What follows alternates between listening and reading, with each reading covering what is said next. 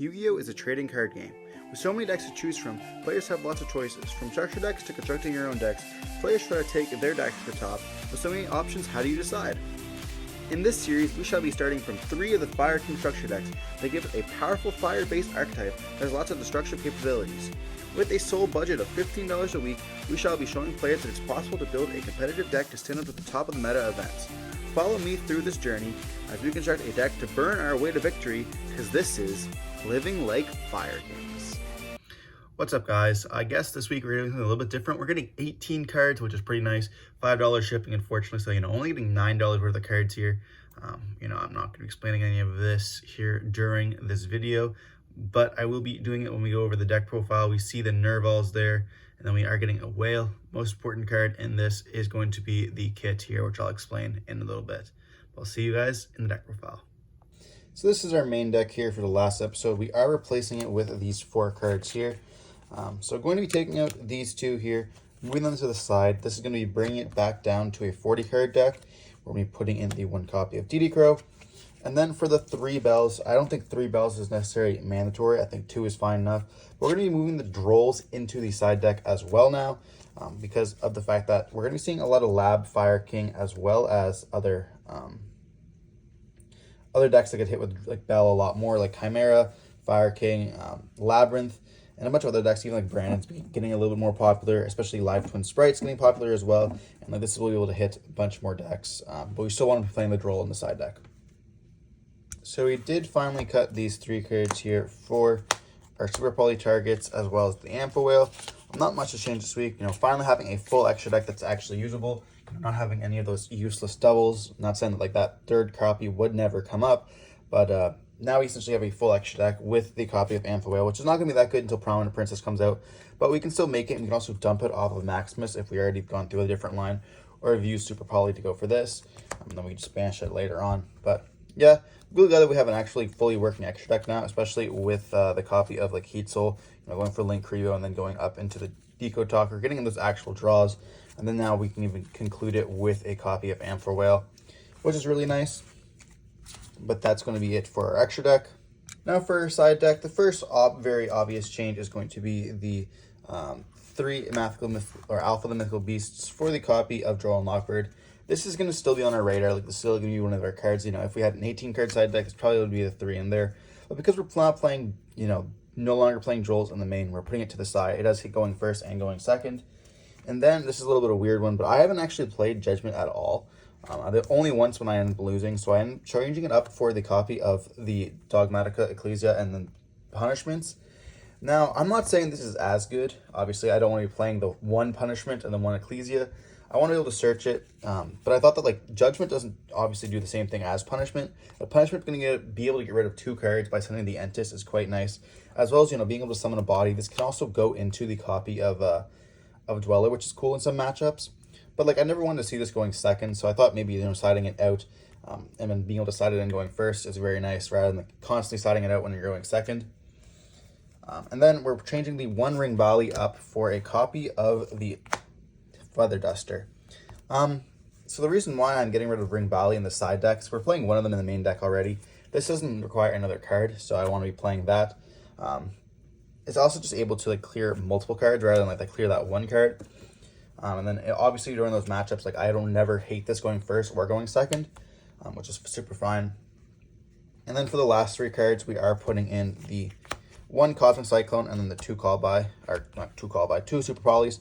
So my theory behind this is these kind of clear the same thing. Sometimes this can clear 2 bodies. And then Herald, I could actually swap that argument that I was making earlier with the Ring Bali for the Cosmic Cyclone, because it is a quick effect and you obviously can go first or second. But like Herald and then Harpies is kind of not the same, but we're not really playing it purely. It does kind of cover the same as like a 1 of Blow card. But like in this case, I never actually really used Herald. I never found that I found really necessary. And like a lot of the times I can clear a board, but this is still going to be on like my radar. So essentially the cards are going to be kept on the radar are going to be these 4 cards here. So we're going to be testing it out, like going back and forth. 100% I can see like these going in over these, and then like this still being that. Like this could be very well be your side deck if you guys wanted it to. This is just depending on our locals. Super Poly is being tested out. I saw a bunch of players playing it. And it should be quite good, this format, especially going to be able to hit like a lab board with 2 of those lab monsters on the field, which kind of feels nice. But we shall see if the discard does come up or not, which is kind of like my biggest fret of what's going to be seen. But wanting to talk about these 2 cards here. So I will be just moving these around to explore. So we picked up a Kit and Karis. So Karis is extremely easy to explain. Karis can discard almost any of your cards. I'm going to bring out the important ones.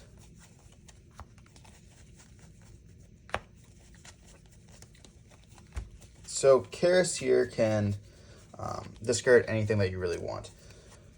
Luckily for you, you have a multiple copies of a Winged Beast. If you discard, let's say, a Garunix with a Karis, it's absolutely free. It's free extender. And then, of course, you have the Garunix in the graveyard, so when another card triggers, you can summon them back out. You know, essentially just discard a card for free. And then the cool interaction with, obviously, we're not just going to play 1 Karis, 1 Kit.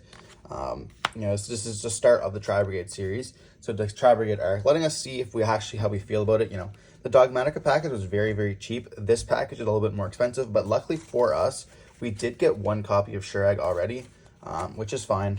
But we will be able to have to get another one, which is kind of unfortunate. But what's really cool about the Tri-Brigade version of this deck is like we saw with the synergy of like the Dogmatika stuff, just trying to turbo out your Ponyx. With this, instead, you have to turbo out your Tri-Brigades. So when you go for a Garunix can actually destroy from the deck, destroying a Kit from the deck. And then Kit can be able to dump your Nerval and then search for your copy of Karis or a Fractal. Unfortunately, Fractals are like $4 or $5, so we cannot get them right now. But what's also cool about Fractal is a level 4 Beast Warrior. So then we can start playing Tenkies and cut down on the Arvadas. And then essentially we have multiple copies of the cards. So like they do have a lot of synergy going into like with Beast Warriors and Beasts. And then of course with the Tri-Brigades, if you guys have never seen them, they're able to cheat out monsters. Which like Double Dragon Lords is an extremely expensive card, but it is a very powerful card. Especially when you don't have access to SP. Like we're not gonna have access to SP at all in this. We're not gonna be able to buy the card. It is like a $110 card. So chances of us buying it are very low. But Double Dragon Lords is a very crazy card. Doesn't do the exact same thing, but it's still a good link too that we can go into and do mess up some boards here. I wish we could get a Typhon. We may have to splurge out on that if the time comes by. But like for now, we can just slowly start building pieces, and as well as like if we end up going with the Tri-Brigade build, then we'll be able to sell or trade. I guess you guys let me know in the comment section down below what you guys think. Like, should we just keep these engines even if we don't play them, and then do some like comparisons, or if we want to like swap back and forth, or should we like trade them to get money for them if we end up changing our mind with what we're gonna do.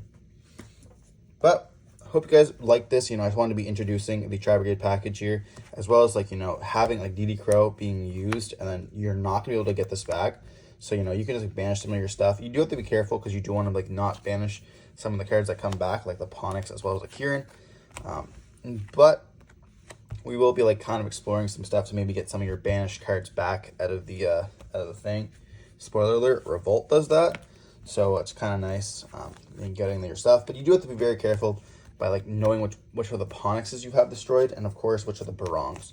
Because if you're are banishing these and getting them out of the graveyard, and they're the ones that have triggered, it's important to note that like you'll miss out on these effects. And like this being able to search for a Kieran and then adding itself back definitely does change the game a lot, especially like when Kieran's like a very powerful card. But we'll see you guys in the gameplay, and can't wait. What's up, guys? We're diving right into the gameplay here with going up against Rescue Ace. This deck did get hit. We have maybe an Upstart Goblin being played in the deck. I know some people replaced 2 of the airlifters with Upstart Goblin. Not really sure. Like a bunch of people are playing other stuff. But we're gonna be diving into game 1 here. I believe we get to go first, which is kind of lucky for us. This player is a new player. We've seen him on the channel before. I'm gonna get playing against the deck once again. This was during the first week that it came out. Show it to him.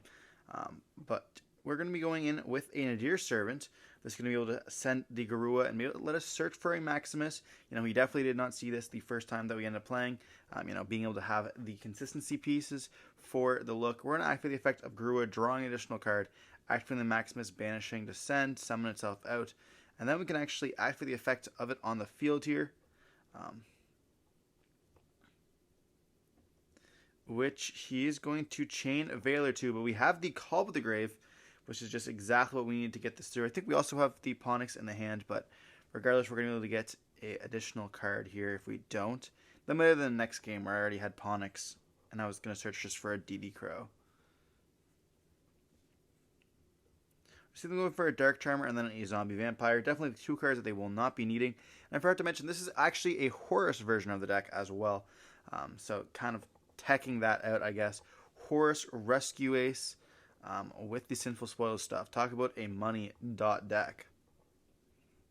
They're going to be seeing the Ponix being normal summoned, and then getting the effect to be able to place the Sky Islands, or the Sanctuary, then the island on the field.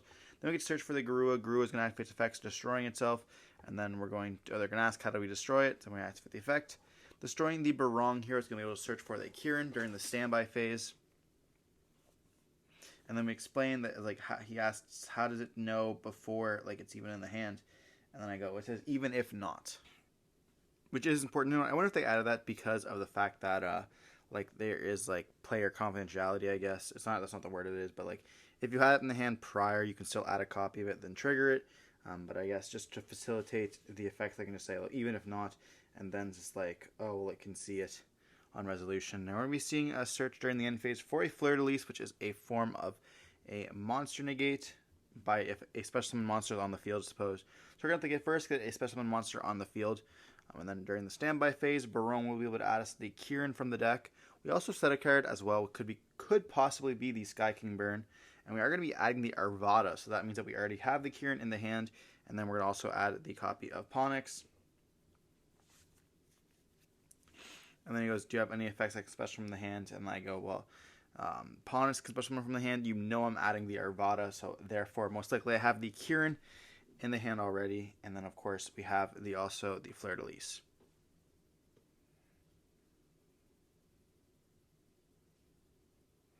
Then I see them activate a Prod of Prosperity here.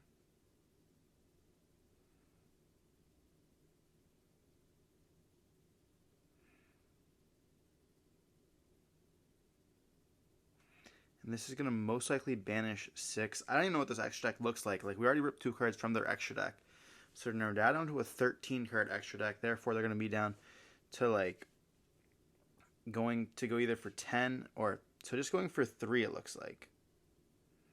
Which is fine. We're seeing a Wanted, Turbulence, and an Ash Blossom here. So leaving 10 cards in their extra deck. I don't know if they could go down to 7. That would be kind of rough for them. Most likely, we already ripped 2 of their... 2 of those prosperity targets anyways. We see them add the Wanted. They're going to activate the Wanted effect here. We're going to be chaining a Ghost Spell to this. You know, this is also something that's really good against the Wanted strategy. We're playing this because there's a bunch of, like, good cards this is good against. But this is just a cherry on the top, being able to hit a Wanted. Same thing with the Deer Servant, right? It can add from Graveyard, therefore it can. And then we see them activate the Rotor to search for the Airlifter, which is now at 1. So I guess you're kind of playing 2 copies of it in your deck. I wonder if there's another Rotor target they're playing so that they have that option. Maybe Impulse is a warrior. We're going to see them normal summon with the Airlifter, activating the effect, getting to search for a copy of Emergency, I should say.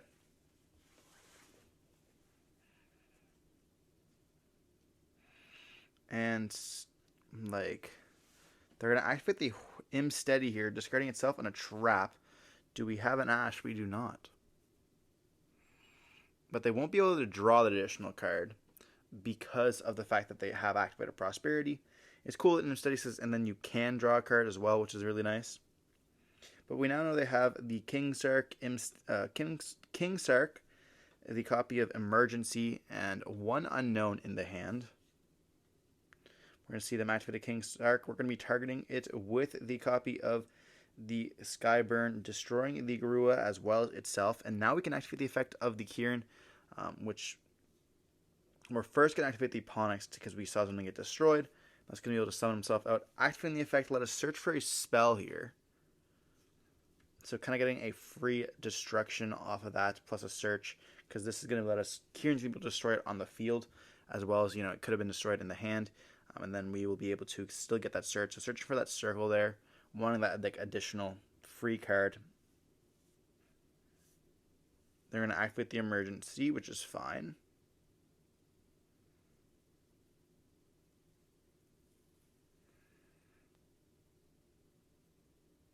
And here it was kind of like, well, maybe they're going to summon Preventer. Like, the chances of them summoning out a copy of Turbulence is not the greatest, but, you know, it's really all they have. So I was like, okay, well, on summon, I can just activate the Kieran effect, destroying, and choosing to destroy the Arvada.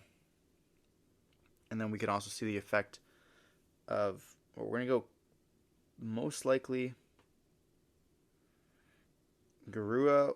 Yeah, just doing Garua there, not even doing the Arvada, because we want to have a zone to be summon back out the Arvada with the Kieran that we're destroying. So then Kieran's going to be destroying it, and that's going to be summoning out the Arvada and popping the Turbulence there. You know, now they're left on one card, and the card would have to kind of be like Preventer, and then Preventer like crash into the copy of Maximus, but then they can't really like do anything. I guess I could crash into a copy of Garunix, but then we just can negate it with the Arvada. And so here we're just going to turn everything to attack position, and we end up essentially having game. Like, the last card that is in their hand can be like a nib, but it's just like we're going to be keeping Arvada, or we're going to be under 5 summons. So we're going to go for a Sunlight Wolf. First time we've touched our extra deck in the series, I believe, other than the copy of the XYZ. So kind of funny that we actually are finally touching it. You know, we are kind of just going for the control version of the deck with the Kieran. This deck is actually insanely strong, but we're going to be summoning with the Fleur de Lis here, and then we can activate the effect to add back the Kieran from the graveyard. You know, not as good as adding back the Flamebridge in the normal version of the deck, but still very nice. Then we can go Kieran effect, destroying a copy of itself, of the Ponix, to then add back. Then we're going to see Runex going to summon itself out, and we can then go for Battle Phase. And this is 4 summons, I believe. 1, 2, 3, 4, yep. And this will be 100% enough for game. We're going to see them attack with the Garunix, attack with Kieran, and then Fleur de Lis will be actually at 3,000 here. And also boosting the Maximus up, and that's just going to be game right there, then and there. We had Circle as well. We could have done so many different lines. We could have done Arvada, but moving on into the game 2 here, I believe we have cut out a copy of the Nadirs. We're on Super Polys most likely right now, but we're going to be seeing the normal summon of the Hydrant get hit with, or Want is getting hit with Ash Blossom, I should say. Then we're going to normal summon the Hydrant. It's going to be fine. That's going to be searching for the copy of Turbulence here. So now we have Turbulence in the hand. That means they're going to be able to get some of those graveyard cards in there. So they have another card that is potentially a Rescue Ace. Then we're going to see them activate the Preventer, which is the Rescue Ace card they're looking for, summoning himself out. And then they can go for a copy of SP here.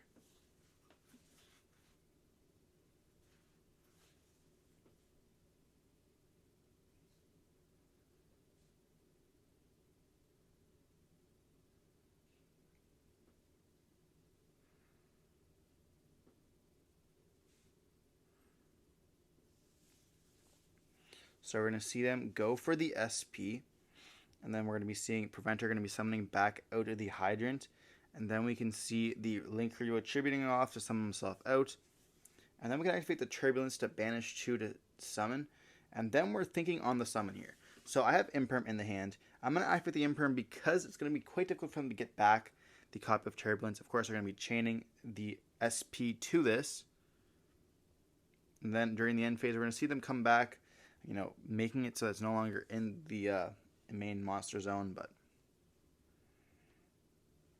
you know, we did stop the Turbulence effect, which is all that we really cared about, which is fine with me. But we're going to be seeing our Deer Servant going to be activating here. A lot of times I do side this out. I don't know why I kept it in. Maybe I didn't want to play, I don't think I wanted to put in Drolls. Looking back, it's weird, because like Droll would have been good in this matchup because we saw the horse cards. But it also is like a crazy bait of a card, so we're going to be seeing them hit that with Ash Blossom.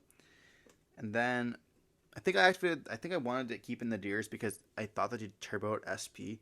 And sometimes like summoning out Maximus and dumping like Entis going second Summoning out Maximus is quite good. But I think Fleur de Lis is out of the deck.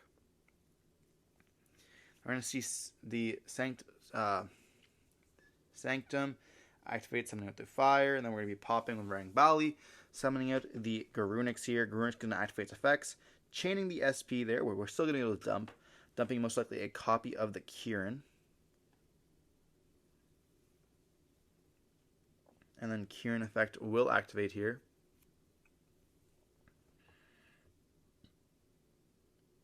Destroying the Turbulence most likely, and summoning out the Rangbali, not the best.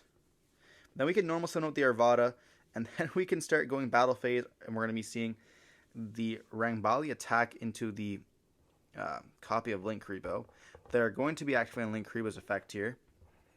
They do ask, well, how does it work? Then we show them, like, well, what we can do is we can negate the effect, but there'd be no point of us doing that because, you know, it wouldn't do anything for us. You know, you just lose a monster on the field, which would be a potential negate for next turn. So we're going to attack for 0 with Rangbali, then attack for 18 with the copy of Arvada.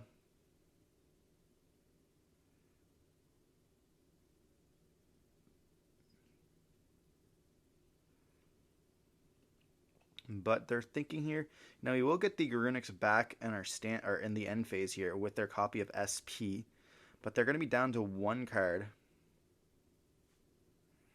And we are like, what's in the grave? We could go for a copy of Hita, and therefore Hita can bring back the Turbulence. And then we could link away, but there's not really any way for us to like link climb into the access code, or not access code, but the like we have no way to summon out another body. We're down to 0 cards, so we're going to be seeing SP bringing them back. Then they're on the 2 cards here. We do have, of course, the negate, which is nice because we can always negate a card with, like, you can choose to negate a spell or a trap, and then destroy the copy of the Garunix, and then Garunix is in the graveyard, and then we can destroy something else. So depending on how they do it, it can be quite good for us. What's also nice about this is we can't get hit with Typhon because we just don't touch our extra deck very much at all. So therefore Typhon is quite bad against this matchup.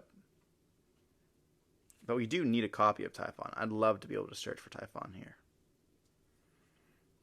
I don't know, maybe if I should start opening packs, if that's what you guys think. You know, let me know in the comment section down below if I should start opening up packs instead of doing like the stuff. We are going to be getting Tri-Brigades, you know, very soon.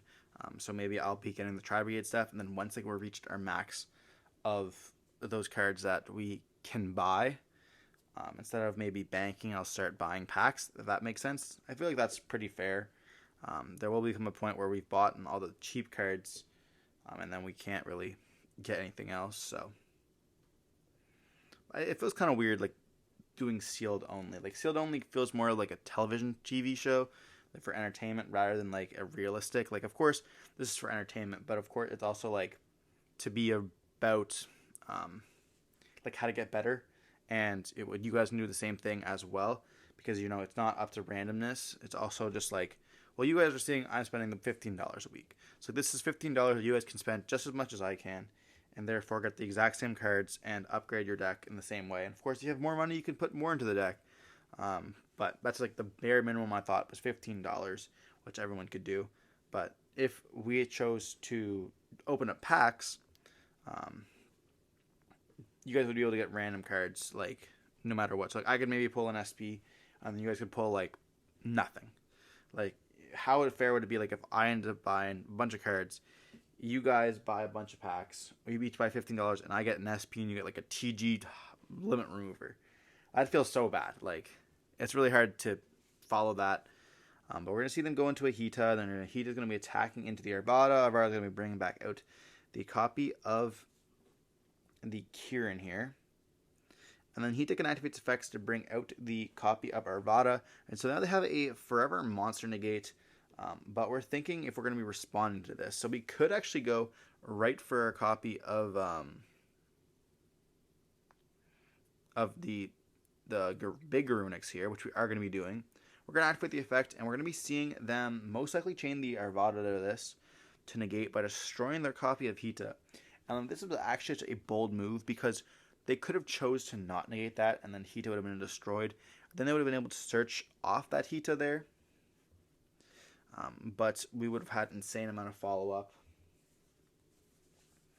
Of course, with also being able to like blow stuff up, and having the Fire King Island and the big runics on the field is just disgusting. You know, being able to pop it, search, summon out 2 bodies.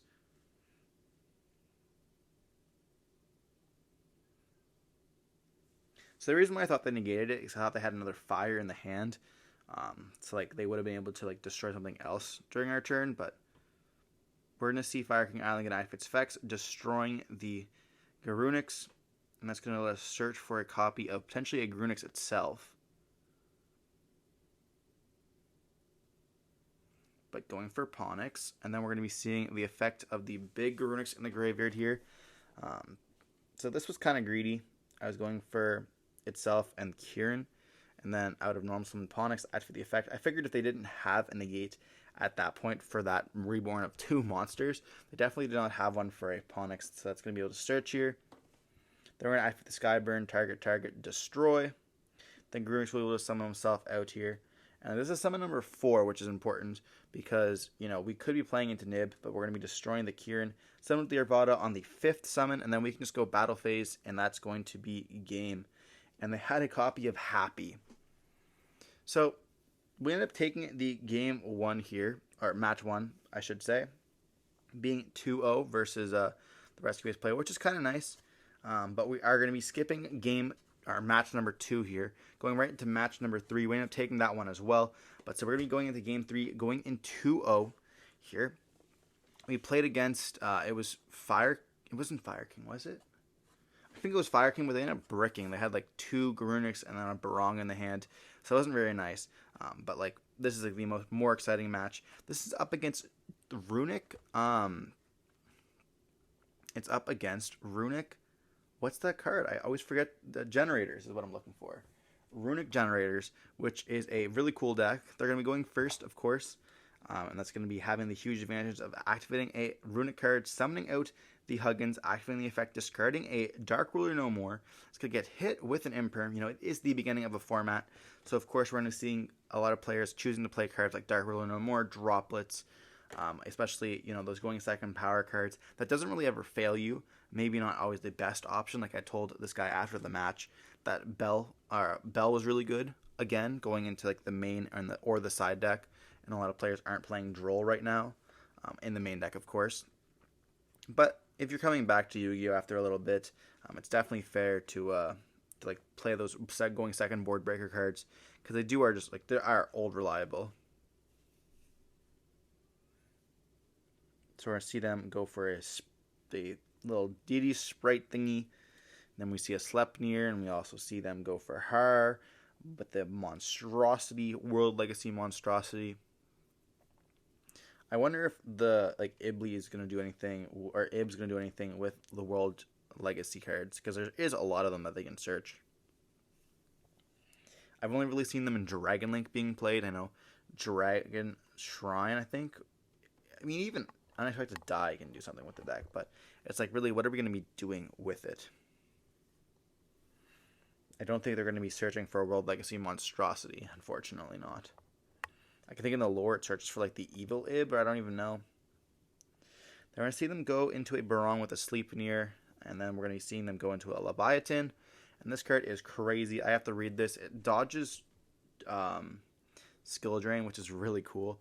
Two level 9s go into this, and it's like it summons out Leviathan, or the snake thing, and then it equips to each field how many it had.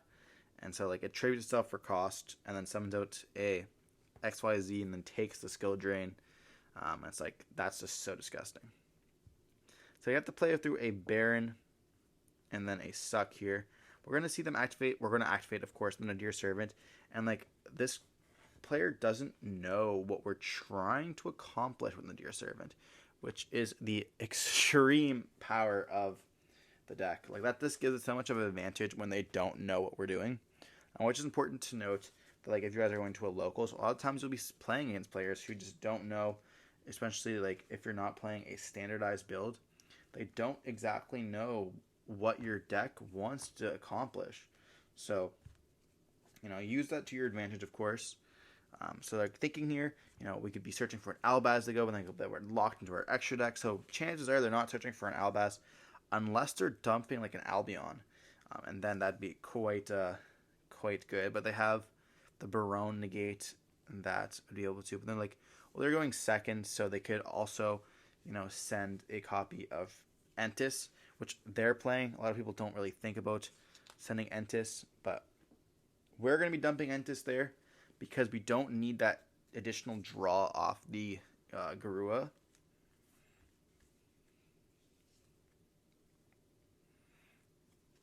I'm also wanting to kind of bait the Maximus with their effect here. So we're going to activate Entis, turn it pop.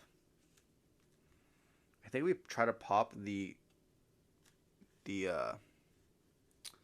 copy of Leviathan, and they end up negating this. And then we're going to normal summon out Narvada here. Then we're going to activate the effect of Maximus, banish to special. And we're going to be choosing 2 cards here.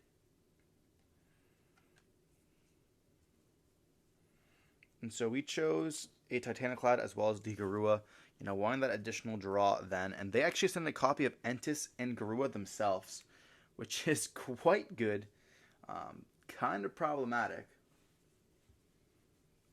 because they'll be able to destroy our card here. And they're going to be most likely destroying the Arvada. There isn't much of a reason to destroy the Maximus. Fleur-de-Lis will be able to search or summon during the end phase, but Arvada, if it's destroyed currently, there's nothing it really can trigger unless we have anything like extra. But at that point, just like risk it for the biscuit in that kind of case scenario. But we're going to be seeing them think like this is, if they don't know the deck, it's kind of hard for them to choose because they're like, well, this card already done so much for us. So we're going to be destroying the copy of Maximus. Maybe not wanting it to be on the field anymore. It already has ripped 2 cards from their extra deck. They might not have an additional, cards in their extra that they can't afford to lose.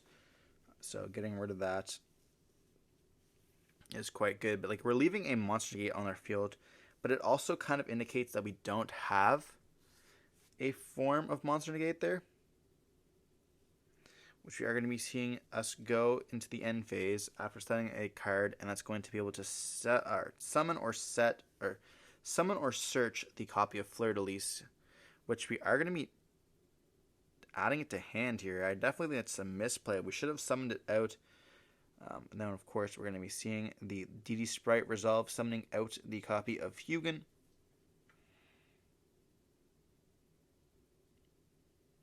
Barone's going to attempt to pop the back row. We're going to chain the copy there, target and targeting the Leviathan as well as the copy of the Arvada.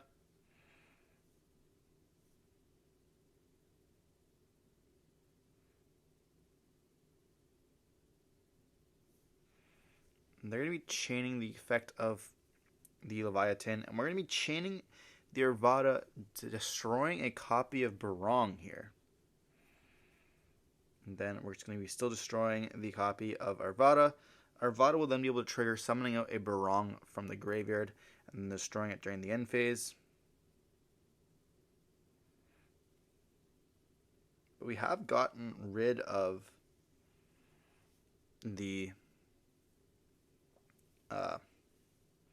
Leviathan there, so that's going to be kind of nice for us, especially we also have still the copy of Fleur-de-Lis to be able to be a body on the field. This is not a great showing though for Fire King. We're still doing stuff, which is fine, but they're going to then activate the effect of Vala, sending the Harp to the graveyard, attempting to summon herself out. We do hit the copy of Ghost Spell there, making it so they cannot get that additional level 9 on the field, or even that level 9, which then summons out another level 9, which can then let them go for a copy of We didn't even try to summon out the Barong with the Arvada there. Now, it could have been a body for us, but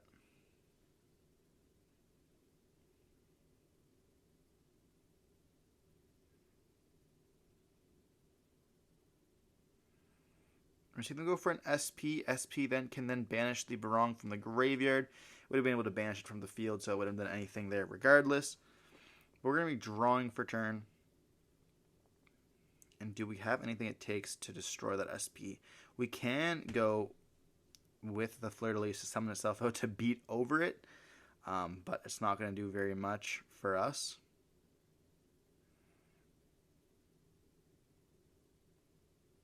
We're going to activate the Fleur to summon herself out. And we did see that they're on DD Sprite, so then we can normal summon out an Arvada here, go battle phase, attack, and then attack. And it's going to activate the effect, gaining the 500 attack. So dealing a good solid 32 damage there.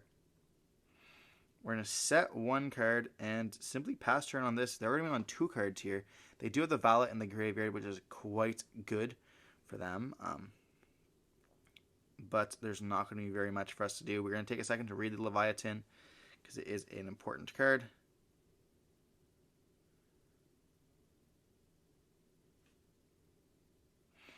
And of course, we can't even find a way to. We have to go into the extra deck to have the snake Gurgongle or whatever it's called. So there's no point of us taking that. You're going to see them activate a Slumber to summon here, most likely going for a Sleipnir. They do have the Monstrosity, which is going to be able to summon out 2 level 9s from the deck, which is going to be the Vala as well as most likely a Har. Unless they're only on 1 Har here. Going for the Ice one, which means that chances are they all are only on 1 Har. And at this point, the game is essentially over.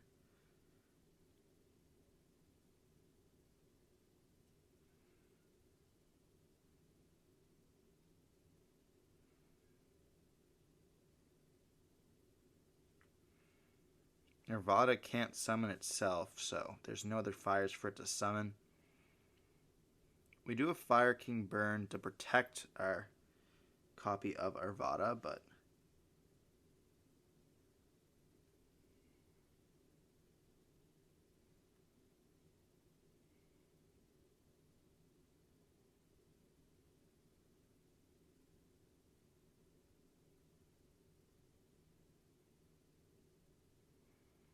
they're going to be thinking here. They could just go for. You're going to go see them going for the one that banishes a card on the field. It also can rip your hand. I know my friend Alex was playing this card just for the rip. He's going into it, but we do have the copy of Imperm there to be able to stop this. And then they cannot battle phase because we have, activated a Runic card, therefore giving us another turn here. And then we're going to go into Sleipnir. Sleipnir is only during the battle phase or their turn, which is kind of nice, but we have to find a way and at least hope they don't draw into a card. But if we can get rid of the Sleipnir before battle phase, we have a solution. Or we have to go with a fire in the hand, because if they banish our copy of Fleur-de-Lis, then we can't beat over that XYZ.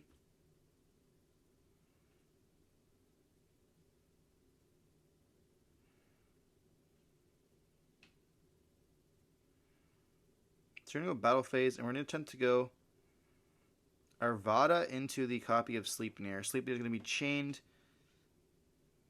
to then get rid of the Fleur-de-Lis as well as itself. Then we're going to set an additional card, and then we're going to be summoning them back out during the battle phase, and they go, it has to come back in the same position, which is fine. They do have a battle phase this turn, though. So we're going to activate the effect here of the thing targeting our back row. We're going to be or it doesn't target, my bad. Going for the Arvada, we chain it to get rid of the Vala there, hoping they don't have anything else. They're going to go battle phase, attack us, and then that's going to be it here. They're also going to be able to summon a token during the draw phase of the following turn, but we're going to be on 0 cards here.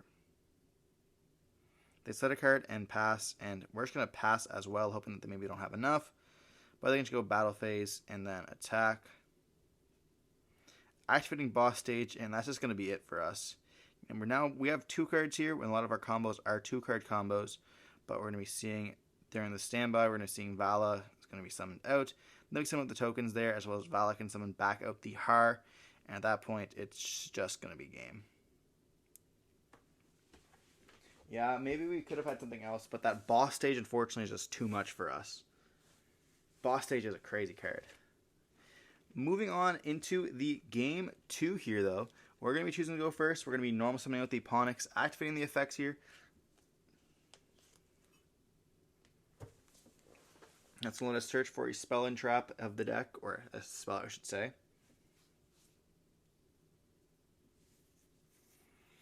That's going to go for a copy of the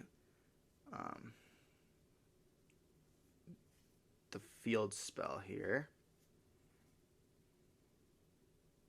We do get hit with this roll, which is quite good. I wonder if we maybe should have searched for the copy of Skyburn, knowing their deck. Being able to pop like multiple cards can be kind of good. We do set 2 cards here, so maybe already having the Skyburn in the deck. Chances are we don't have a Garunix, though. You know, we only have 1 card left. Or we have 2 cards left in the hand. Okay, so we're not doing too bad. We do have the Kieran that we're going to activate there, destroying the copy of the Eponyx and then adding back. So the reason why we did it during our turn is because of the fact that we're going to add back the Eponyx anyways. And so hopefully we're going to get hit with a copy of... hopefully someone's going to be destroying our Kieran. And then we can summon out the Eponyx there, rather than like having the Eponyx destroyed. Summon out the Kieran, and then, you know, summon out the Eponyx afterwards. There's just like such an easier way to do it. And like it doesn't really hurt us at all, especially when we're going to get the Eponyx back for free. It's also like an additional body that have to like kind of break over. We can summon it out in defense position, which we're most likely going to be doing. We're going for a Dispelling here, going for a copy of Hugin, activating the effect, discarding a Vala. We're going to hit it with an Imperm. Discarding the Vala is huge because it can activate in the graveyard to send a level 9 to summon itself out, which is quite nice.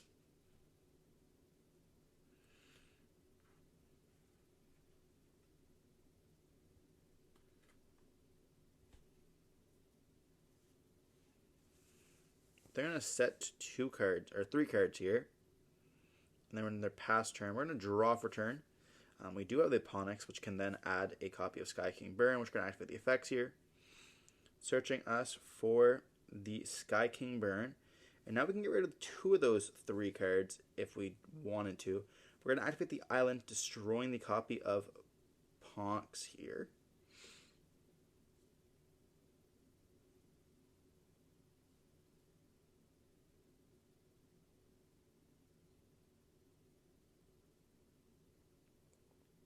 And they scoop it up, realizing it's going to be too late. I think they had more runic spells, but unfortunately, you know, we did have a Hugin in the extra monster zone here. So going into game 3, we're going to see them activate a tip, going for that fountain. We do banish a copy of the Imperm, which is kind of nice. You know, that Imperm was cooking on those Hugins. Having tip is really nice as well, because then, you know, you're not going to have to go for the Hugin line. You know, in other builds, Hugin is very good because of the fact that it can search and it also discards. But in this, you know, you kind of want your level 9s for, you know, Sleipnir as well as Monstrosity, you know, it being just a level 9 that you can summon as well as being a target. And even using it as XYZ material can be quite nice as well. But we're going to be seeing them go for a Barong, and they use a couple of those runic cards. They do try to put back with the fountain, but we do have our trusty old Ghost spell here. You know, making a fine addition to the deck, putting in that work that, you know, we did put it in today just for that exact reason here. You know, Runic is such a prevalent deck, and getting those +3s are insane. So we're going to be seeing us normal summon Arvada, activating the effect of Prosperity, banishing 6, it looks like.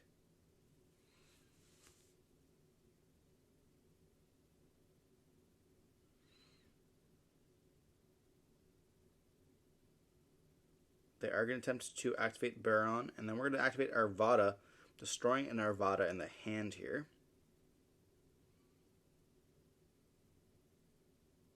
So then we can look at the top 6. We do see a copy of Super Poly, as well as the Kieran. We also see that DD Crow. DD Crow is not going to do very much for us.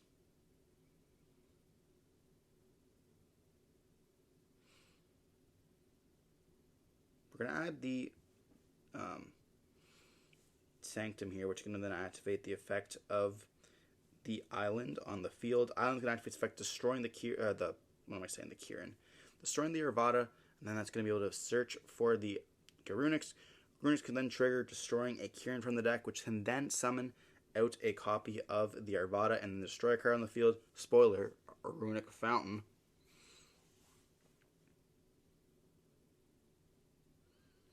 Garunix can then beat over the Baron because it is at 30. It's at actually 39. But they are going to take half damage because of Prosperity.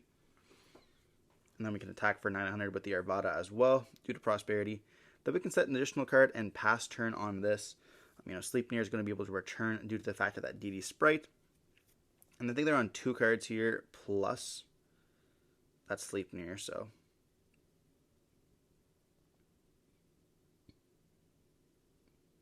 We're going to then activate the effect of Sky King Burn, destroying. They're going to try to target the copy of Arvada, but it does say both, unfortunately. And then they're going to activate a Boss Stage. Boss Stage is quite good, and pass around that. Then in the draw phase, we draw into a Sky King Burn here, and that just solidifies the entire match. They go, yeah, it's going to be game. I'm like, I don't think I can clear game, but we do indicate that like what we can do. Arvada is going to be able to summon back out the Kieran, and then Garunix is going to be triggering itself, summoning itself, destroying the copy of Barong. But we're going to be destroying a copy of Kieran there, and then Kieran's going to be summoning back out the Arvada, and then this is going to be, 39 plus 24 is going to be enough for game. But wanted to show them off, the first time they have seen Fire King. But regardless, hope you guys enjoyed the video. We ended up going 3-0 here at this locals. Not a very long one, but it's still very nice. You guys can see some of the builds that we ended up playing against. The power of the deck is extremely against people who don't really know what the deck does. And of course, when you top deck Sky King Burn against a generator, that's just insane. Regardless, hope you guys enjoyed the video. Don't forget to like, comment, subscribe, and see some more content like this. Never stay safe. Peace.